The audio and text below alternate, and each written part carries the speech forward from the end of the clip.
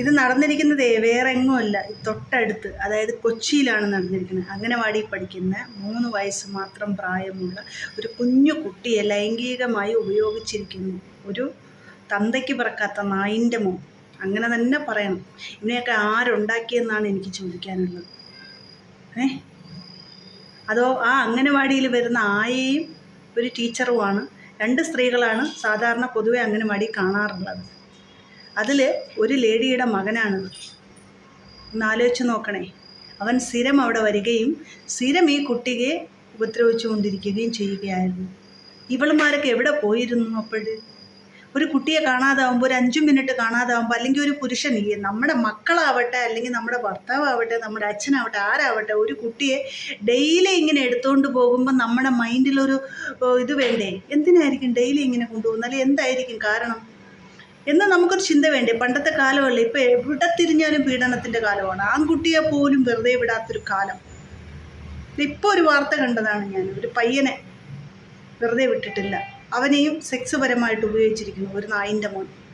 എന്നാലോചിച്ച് നോക്കി, ആ കാലഘട്ടത്ത് ഒരു കുഞ്ഞിനെ ഒരു 5 മിനിറ്റ് കാണാതെ ആവുമ്പോൾ ഈ അംഗനവാടിയിലുള്ള ഇവളുമാരൊക്കെ എന്താ നോക്കിക്കൊണ്ടിരുന്ന? കാമുകനെ വിളിച്ചുകൊണ്ടിരുന്നോ? അതോ മൊബൈലിൽ ചാറ്റിക്കൊണ്ടിരുന്നു? എനിക്കൊന്നും മനസ്സിലാകുന്നില്ല. എനിക്ക് പറയാനുള്ളത് എന്താണ്? അധികാരികളടുത്താണ് എനിക്ക് പറയാനുള്ളത്. നിങ്ങൾ എല്ലാ നഴ്സറികളിലും സ്കൂളുകളിലും ക്യാമറ വയ്ക്കുക.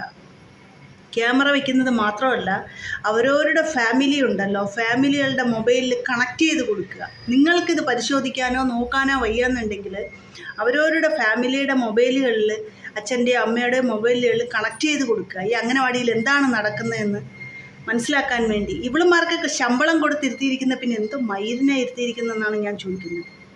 എന്തോത്തിനെ ഇവളുമാരെയൊക്കെ പിടിച്ചിരുത്തിയിരിക്കുന്നതെന്നാണ് ചോദിക്കുന്നത്.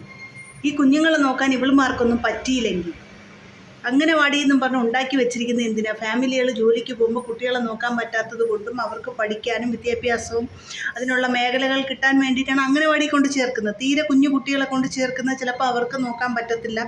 കൊച്ചിലെ കൊണ്ടിരുത്തുമ്പോൾ കളിയും ചിരിയും പാട്ടും ഒക്കെ ആയിട്ട് 2 അക്ഷരം ABCD അങ്ങനെ 1 2 3 ഒക്കെ പഠിച്ച് അവർ ആ കാലഘട്ടത്തിൽ കൂടെ കടന്നു പോകും. എല്ലാ കുഞ്ഞുങ്ങളും അങ്ങനെ തന്നെയാണ്. അതിന് വേണ്ടിയിട്ടാണ് 2 ആയമാരെ നിർത്തി അവിടെ കൊണ്ട് കുട്ടികളെ ഏൽപ്പിക്കുന്നത്. ഫുഡ് കൊടുക്കാനും അവരെ കാര്യങ്ങൾ നോക്കാനും അവർക്ക് ടോയ്ലറ്റിൽ പോകുമ്പോൾ അവരെ സംരക്ഷിച്ച് കൊണ്ടുവരാനും ഒക്കെ. ഇവളുമാർ എന്തോ ചെരച്ചോണ്ടിരുന്നെന്നാണ് ഞാൻ ചോദിക്കുന്നത്. ആ കുഞ്ഞിനെ ഇമാതിരി ഉപദ്രവിച്ചപ്പോഴും ശരി, 1 ദിവസമാട്ടെ 2 ദിവസമാട്ടെ, ഇത്രയും നാൾ ഉപയോഗിച്ചപ്പോഴും ഇവളുമാർക്കൊന്നും കണ്ണില്ലായിരുന്നു. ഇവളെ മോനെന്ന് പറഞ്ഞുകൊണ്ട് അവൾ വിട്ടുപിടിച്ചു. അവളെ മോൻ എന്താ 2 കൊമ്പുണ്ടോ വിട്ടുപിടിക്കാനായിട്ട്? അവന് ഇരിക്കുന്ന സാധനം തന്നെയല്ലേ, അല്ലാതെ ഡ്യൂപ്ലിക്കേറ്റോ അല്ല മറ്റേ ഒട്ടിപ്പോ ഒന്നും അല്ലല്ലോ അവിടെ ഒട്ടിച്ച് വെച്ചിരിക്കുന്നത്. എല്ലാവർക്കുമുള്ള സാധനമല്ലേ അവിടെ ഒട്ടിച്ചു വയ്ക്കുക. അവനും ഉണ്ട് വികാരവും വിചാരവും ഒക്കെ. ഇവളുമാരൊക്കെ എന്തോ മയിര് നോക്കിക്കൊണ്ടിരുന്നെന്നാണ് ഞാൻ ചോദിക്കുന്നത്. ആ കുഞ്ഞിനെ ഇത്ര നാളും ഉപയോഗിച്ചുകൊണ്ടിരുന്നപ്പോൾ ഇവളുമാരൊക്കെ എവിടെ പോയിരുന്നു? സത്യം പറഞ്ഞാൽ ഈ നാടെങ്ങോട്ടാണ് പോകുന്നതെന്ന് എനിക്ക് മനസ്സിലാവില്ല. അധികാരികൾ അങ്ങ് അധികാരത്തിൽ ഇരുന്നു കൊണ്ട് കണ്ണും തുറക്കത്തില്ല, ഒന്നും പ്രവർത്തിക്കുകയില്ല. നിങ്ങളൊക്കെ എന്തോ എന്തോ എന്തോ പണ്ണാങ്കട്ടിക്ക് അവിടെ ഇരിക്കുന്നതെന്ന് എനിക്ക്. അല്ലെങ്കിൽ നിങ്ങൾ ഇറങ്ങിപ്പോ.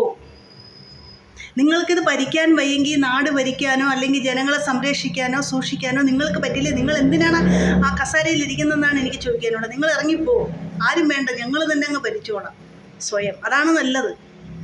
ഇത് ഒരുപാടായി, 1 2 ഒന്നുമല്ല, ഒരുപാട് എടുത്താൽ പൊങ്ങാത്ത കേസുകൾ വന്നുകൊണ്ടിരിക്കുകയാണ്, പീഡന കേസുകൾ. വേറൊന്നും ചെയ്യാനില്ല. ഇങ്ങനെ ചെയ്യുന്ന ഒരുത്തൻ്റെ ആ സാമാനത്തിനെ അങ്ങ് വെട്ടിക്കളയുക. പച്ചയ്ക്ക് പറഞ്ഞാൽ അതാണ് ചെയ്യേണ്ടത്. സാമാനത്തിനെ അങ്ങ് വെട്ടിക്കളഞ്ഞാൽ പിന്നെ ഇതുപോലെ